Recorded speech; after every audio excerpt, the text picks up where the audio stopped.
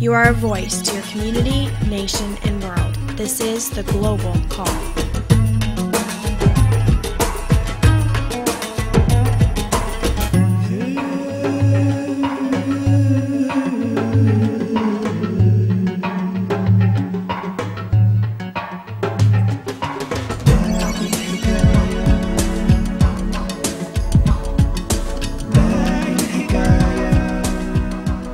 Hi, my name is Vanessa. I'm from Seattle, Washington.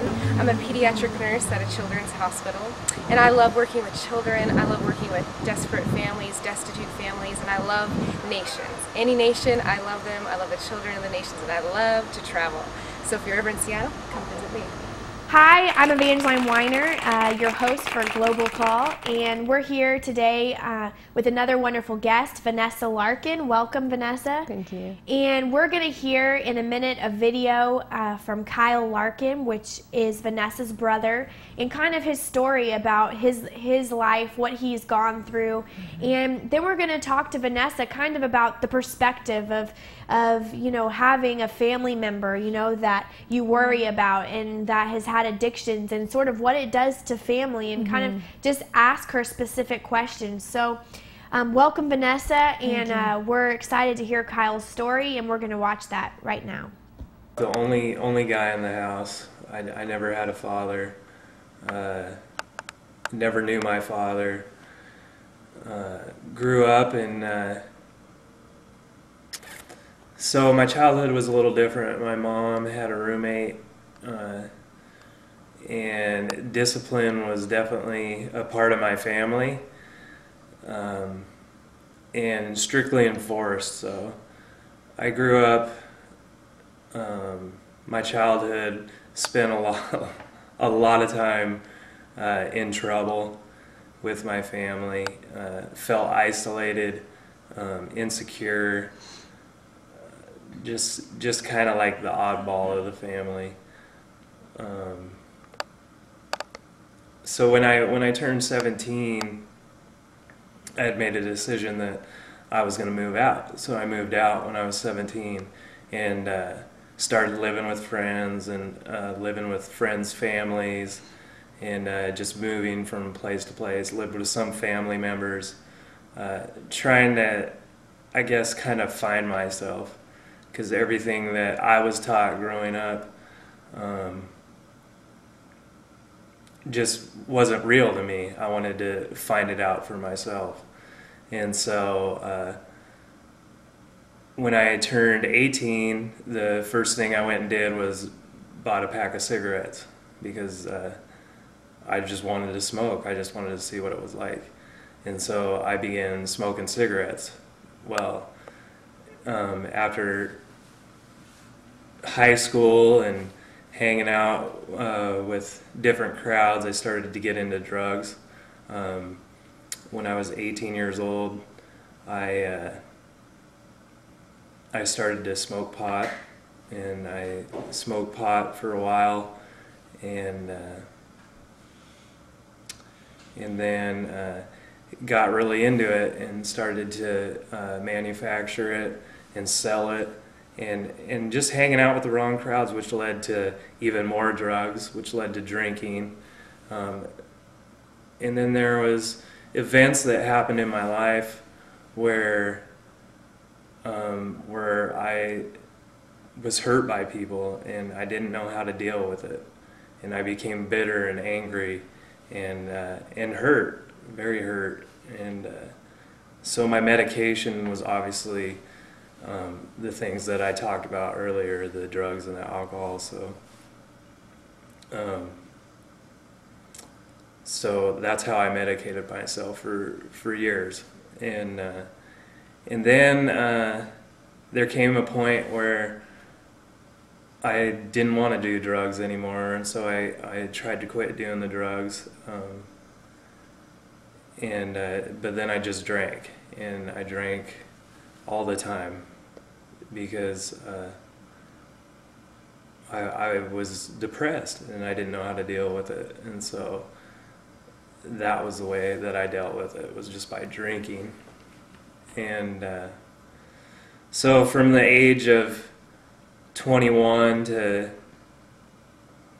I'd say 27, I was a heavy drinker. And but then I got in trouble with the law because of drinking and ended up in jail 2 times for driving while intoxicated. And I ended up, the court ended up handing me a deal where if I went to 2 years of alcohol and drug classes and paid a certain amount of fines, then they'd wipe it off my record.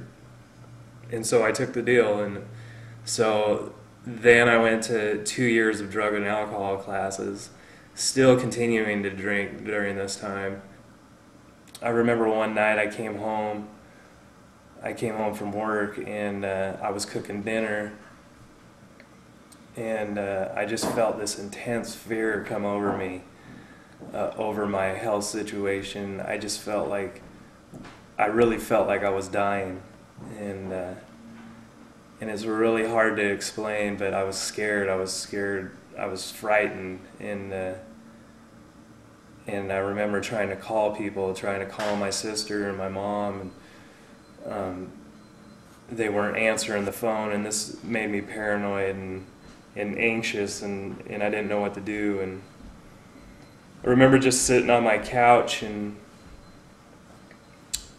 like bent over, just not even able to look up at the sky, look up at God, because I just felt so ashamed of who I was and what I had done in my lifetime. I remember sleeping that night, sleeping good, and waking up in the morning, and I was just exhausted. I was just exhausted. I had never felt that exhausted, and but I felt this peace about me, and something I'd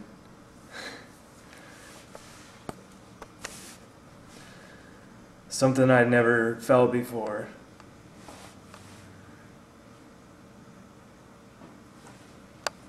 And I remember, because I had made it a habit to get up early and read my Bible and pray. I'd read my Bible for an hour and I'd pray for an hour, and I remember getting up and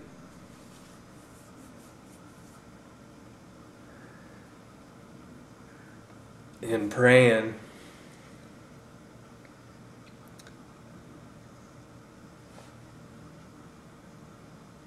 And the prayers just seemed so powerful. And there was just something different about these prayers, and I could really feel them coming from me. I could really feel them coming from my heart.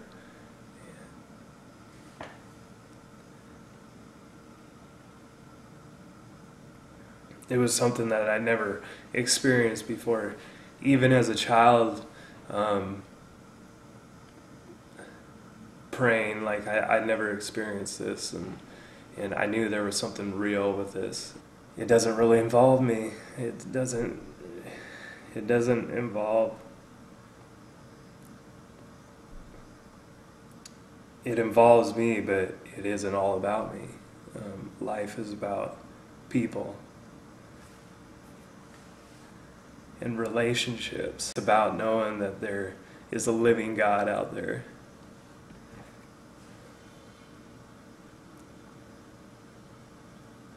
That loves you, that loved me, and He's totally restored my life, and He's brought me into a place where I have a new chance at life. I have a new beginning, and I believe that's for everybody. And we're back, and as you just saw Kyle's story, and isn't it amazing to see the redemptive, someone's life redeemed of his story from growing up, and even the different addictions and different situations he went through. And I know you went through a lot of those with him, and even just feeling having to worry about someone you love. And what is that like to have someone that you love and having to worry about them? Yeah, you know, it's something you kind of think you understand when you hear someone talk about it, but when you're living it, it's like a constant. When the phone rings, when he calls, oh, what is he going to say this time? I remember he called me one time and he said, Vanessa, I totaled the car you just gave me. I thought, you know, let me bless my brother, let me give him a new car. It wasn't a really nice car, but it was a new car. And I remember when he called me and he felt so shamed and he felt so embarrassed, but he told me, you know, I was driving drunk, I wrecked the car, and I'm in jail. And when you hear those things every time the phone rings, when he would call, you kind of have that feeling like, I hope it's not that he's dead or that he overdosed or that he's in the hospital. Because when you have someone that's addicted to drugs like that, you just never know when the phone rings what that's going to come, or what kind of things you need to be prepared for. So I think it's a constant state of just, it is worry. Even if you're a peaceful person, it's worry. Absolutely. Yeah, and kind of, you know, did you feel like you had to fix him, or? Yeah, you know, like, you know, we were some typical children. He was the bad boy in our family, and I just tried to do anything to please my mom, please my family, and for him it was hard, because when you see someone making wrong choices and you see them going time and time and time again to things that are so hurtful to themselves and to the family, it's hard not to want to just grab them and shake them by the head and say, hey, what are you doing with your life? You're ruining it. And there's so much that you can do, and you have so much talent. My brother is so talented, and to see him squander that for drugs and for alcohol and for women was heartbreaking. And I felt so like my voice could never be heard to him. When you pound the door on that loved one so many times, they slam it shut in your face and you can't get in again. And that's when we really had our breaking point. That's when my brother was at his all-time low. My mom and I were frustrated. We didn't know what to do, and it was really hard. We just felt like it was a wall you couldn't speak through. Yeah, like the only choice was to step back and allow him to give him that freedom to be who he was. And hey, if you're going to make these decisions, we can't enable you to make them. And we have to step back and say, hey, we love you, but we can't do anything about it. Yeah, and I don't think my brother had an opportunity on the video to share. He was in jail, and my mom was like, you know, he called my mom. My mom's like, not again. I'm not coming to get you out again. When you have a loved one that makes repeated mistakes like that, sometimes getting them out is the worst thing you can do, because they're just going to run back to it. My mom said, no, I can't. And my brother prayed to God that night. He said, God, if you get me out of this, if you get me out of jail, I will not do this again. And literally the next day, Evangeline, my brother had a random person come down and bail him out of jail. And it was the beginning of him realizing that God is gonna be the one to redeem you. And even as a person, as a family member, you want to be the redemptive one sometimes. You want to be the one that rescues them and says, you know, they call, they need money, they need a shelter, they need food, and you want to be the one that says, you know, I'm here for you. But there comes a point when you can't do that anymore. And my mom and I met that point. We were on vacation with my brother, and he was withdrawing from alcohol, withdrawing from drugs, and we were all fighting. And I said, you know, Mom, we can't do this anymore. We can't try to fix him. We've got to go to God. We got to pray, and we got to believe. And we wandered into a church, just a random church, and you know, God so knows where you need to be, that even when you wander into a church, He knows what church that is. He knows what place that is, and He will meet you. And my mom and I did that, and they just happened to be a church starting 21 days of prayer and fasting, and I was like, I don't even know what that means, but Mom, let's do this. Let's believe for Kyle. And so my mom and I made a commitment. You know what? We're not going to tell Kyle what to do. We're not going to tell him what's right, what the right choice is. We're going to pray. And we're going to believe that prayer is going to be the one that breaks through for him. Well, was there a particular situation, or was it the jail situation, you know, that you felt that finally you had to stop, you know, getting on to him to see him really change? Well, to be honest, you know, Evangeline, I do pray, and I ask God what to do. And you know, your mind tells you what to do all the time. Hey, do this, this is wise. You have psychology telling you what to do. And I remember God spoke to me one day, and He said, Vanessa, you can't fix him. You can't change him, but you can pray, and you can believe me to be the one to fix him. And I felt like the Lord says, you can't break through doors that He's shut off to you, but I can go through those doors. And awesome. It was in that place truly where I felt the presence of God to just be released from, you know, trying to control him, be released from trying to be the one that was his Savior, and let God really reach him. So yeah, and you can love him and like be there, but you can't enable him. It's two different things. Totally. And you know, I remember even even a story about Vanessa, about my cousin, even when she was going through addiction and drugs and these different situations of even there, it came a point where, you know, she was in her house, and she would share this if she was here, but she was in her house, and you met my cousin actually too, but she was in her house, and she had allowed this guy that was homeless or something to sleep in their house, and they had no kind of relationship, but she, you know, was so cracked out or whatever that she allowed him to come inside, and, you know, she then her mom saw him in her room and freaked out and was like, who is this person? This is like some random guy, you know, or some random Joe. And, you know, as we like to call him, random Joe. No. But, you know, and so her mom said he has to get out right now. And, you know, she freaked out and, you know, pushed her mom. And so, in a way, assaulted her mom. And her mom called the police, and they came, and my cousin had already taken off. But, you know, the thing is the police told her, they said, you must stop enabling her. You are enabling her to be on drugs. You're enabling her to act this way, not to grow up. And until your support is not there anymore, until, you know, they know that you love them, but until you quit enabling her, she's not going to ever change, because she always has this to fall back on. And, you know, at that point really is when she started getting her life right. You know, when she went to rehab, when she began to figure it out, okay, maybe I need a higher power. Maybe there's a higher power that is truth out there that can help me get set free, that can help me, you know, get out of this situation. Right. And so at that point, then, you know, she went to rehab, she got set free, she came to know God, and, you know, began to see her life changed. And today her life is really, it's still a process, but it's a redemptive, you know, purpose of that God saw that situation and took it. And really, it's true about the enabling thing that, you know, if they always know something will be there, or a crutch will be there for them, it's harder, for sure. And you have to, I feel like you have to change the I will be there for you for everything you need to that I will be there for you because I love you, but I won't be there for you in the way that you think that you need. And I think that's huge, because Kyle always knew that my mom and we loved him, and like I really know that. I really know he knew we loved him, and we would always be there for him, but we were not going to help him stay in that place anymore. And so we just kind of cut off all like assistance, any money, any help, anything. And within that year that we started praying, my brother quit smoking, he quit drinking, and he quit doing any kind of recreational drugs, and he even quit dealing drugs. And you know, that is a testimony, I believe, of the goodness of God, and that I didn't say anything. This is the first time in our whole lives where I didn't say anything to him. I didn't say, you know, Kyle, you need to do this, or you need to do that, or you need to go to school, but that we just prayed. And for me, if you have certain things in your life that are like just a hallmark, just a benchmark for what truly changed and transformed you, it would be this for me, because I didn't have to do anything. I just trusted God. I prayed, and He came through, and He met Kyle. So that's awesome. And you know, what's kind of the best advice? You already gave some of it, but what's some of the best advice that, you know, you can give people who are in that situation, you know, who maybe have been loving someone, enabling them, even just what can they do?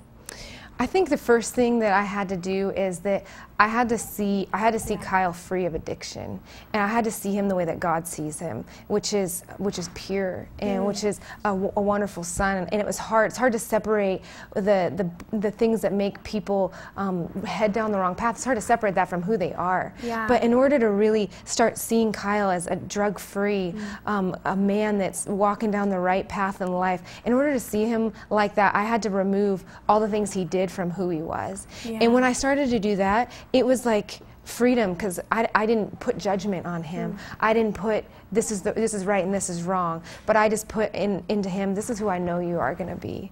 Yeah, that's important. Speak into their life. Speak into their life. Who you see them, who they've been called to be. Because even, you know, we were talking about that a little bit last night, but you can look at all the situations and how bad it is, but if you focus on that, that's most likely what you'll have. But if you focus on, no, this is who they are, this is the love that they can have. And you even mentioned to me kind of about Kyle, like, because everyone thinks he's so nice now, and you're like, but that's not who he was. How was that like? Well, one of my best friends in college, she went home with me during the peak of his drug addiction, and she says to me, gosh, he seems so hard, but when you have a spirit that's just dialed into what God's doing, you can see beyond that into people and to see their true heart. And she'd say he's kind of like a teddy bear.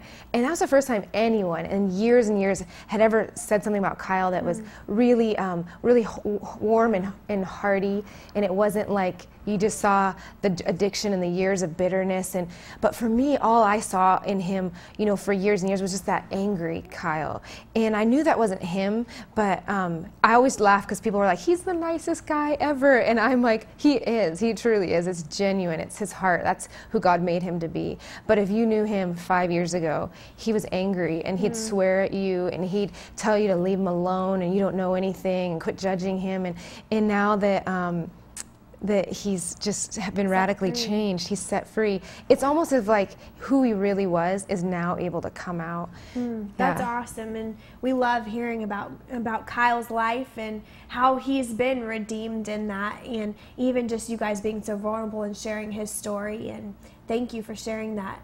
Yeah. And also, you know, we were also talking just even from the medical perspective of addiction, I mean, there's all kinds of ways you can have addiction, but what's some of that as a medical professional? Vanessa's a nurse, and what's sort of your experience with that? Well, I mean, we all know like addiction is something that isn't just you try to will your way out of it. You can't try to say, I'm going to stop smoking, I'm going to stop drinking, I'm going to stop doing drugs. It's not something that and you know, some people, they've had, you know, luck doing that, and I'll say the majority of the medical community and even people in general would believe that to break addiction, you need the grace of God.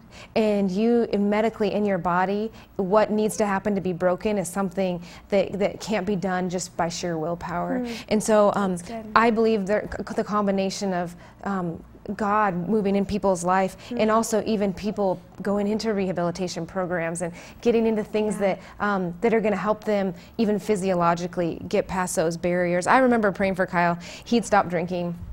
And I said, and I prayed, I really prayed this. I said, God, if he goes back to drinking, I pray that you would make him sick. He wouldn't be able to tolerate it. He'd just feel gross. And I remember he calls me in the middle, like late, I think maybe 1 in the morning, and he says, Vanessa, I feel terrible. I feel like my insides are just aching. And I was like, Kyle, you know, like, what were you doing? And he's like, well, I was like, were you drinking? Because I just was, you know, I was like, Lord, you changed him, and I don't want to see him go back to that other way. And so he calls me, and he's like, I am sicker than a dog. And I said, Kyle, you've been drinking, and God's not going to let you do that anymore. God wants to protect you. Like, his body physically changed to no longer crave it, but to repel it and to be disgusted by it. Awesome. And he's same thing. If he smells a cigarette, he's just like, ugh, I don't even know how I ever did that. Yeah. That's powerful, you know, how we can pray and God can change even the chemical stuff within them that's desiring it. And, you know, even as you mentioned earlier when I was talking to you, sort of that it's important that people know that it's not just something they can do by willpower, like, okay, I'll change, like, you know, something like changing your outfit or like going to the mall. It's not like that kind of decision. It's actually a decision that because of their actions, it's something that's been produced in them. And sometimes it can even be something that's in their DNA or chemically you know, more likely chance to have a problem with that if they mess with it. Yeah, absolutely. And you see like hereditary things that are carried on from families to families to families. Like I didn't know a lot of things about my dad growing up, and later when I got to know him, I had so many tendencies that were like his, so many dispositions, so many, you know, like even my behaviors and my mannerisms, a lot were like him. And it is funny how much we can resemble our parents. And see, Kyle didn't know his dad, but I know his dad had some substance abuse problems, and those kind of things. If you don't know that predisposition, it's like you're walking into a minefield and you don't even know it. But as soon as addiction comes near you, you will grab hold of that. And I truly believe God can remove that curse from your life, that addiction from your life. God has the ability to change the DNA of your body to no longer crave things that you have in your life and in generations. And I believe for Kyle in his future and his family is that this isn't going to be an issue anymore. That's right. And you know, even I'm reminded too that my cousin, like as she was going through rehabilitation and stuff, they told her, they said, you will always be a recovering drug addict. You know, just like if you're an alcoholic, you'll always be a recovering alcoholic.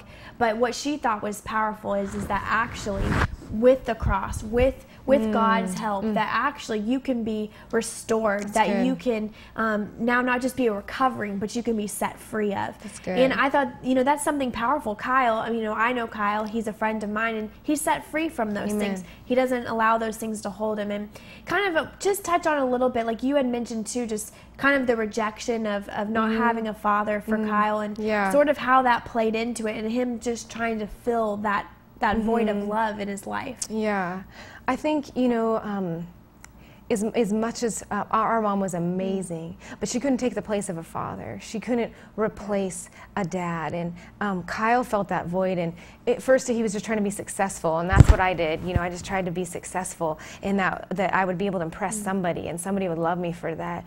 But Kyle tried that, and it didn't work as easily for him. And there was different things, and it's honestly one friendship choice away from the wrong crowd and a bad decision. And he made that choice, and I remember, that every time it would be a girl, or it'd be drugs, or it'd be something, Kyle really was broken. His heart was broken, and he longed to know a love of a father. Like he will tell you that if you're talking to him, he'll say, I didn't know what it would be like to be accepted by my dad. He never met his dad. He doesn't have a relationship with him right now. And I know that in his heart, that was always a void. And he chose to fill it with drugs. And you don't have to fill it with just drugs. I chose to fill void like that with success, and with striving and achievements, and money and different things like that. You can choose to fill those things. Addiction tends to be a very common one because it kind of numbs you a little bit. And so Kyle would talk about now that he's walking with God, and he's free from that. Just even he's a father as well, and how it is to be a father to someone for the first time, even though he never had that example. It's incredible. Yeah, and it's powerful too, because Kyle really is a great father. He really cares about that little girl. She's 3, right? Yeah. And he really cares so much about her. So it's powerful even to see someone who didn't have an example, didn't have a model, but how he's allowed even, he mentions a lot on that testimony about how, that story he told of how God became his father, and how he, decided, to lead him, to show him, God, I don't know how to be a father. God, I don't know how to do this. And, even how that, God began to teach him things, how to do things that he never experienced before. I think that's really powerful that God can do that. And, it's, I know for you as a sister, to even be sitting here today talking about your brother who you prayed for so long and believe for, like, I know that has to be powerful in itself, that you finally see him walking in something you stood for so long. It is. It's like when you have someone that you love so much, and you can hear my testimony, you can hear my brother's testimony, but I want you to put yourself in the place of that loved one that you know. And maybe this story isn't like this yet, but when you see that one person that you love choosing all these wrong choices, and you know what's on the inside of them, God is so good, and he's so faithful. And when I think about it, when I remember it, it truly is like a miracle for our family. It's a miracle that he's not doing drugs anymore, and he's walking in the love of God for his life. And when you see those miracles, you think, God can do anything, because if he could change my brother, if he could change one of the most furthest from the right path, he can change anybody. And so I can believe for anybody. I believe and I pray for people that have loved ones with addiction,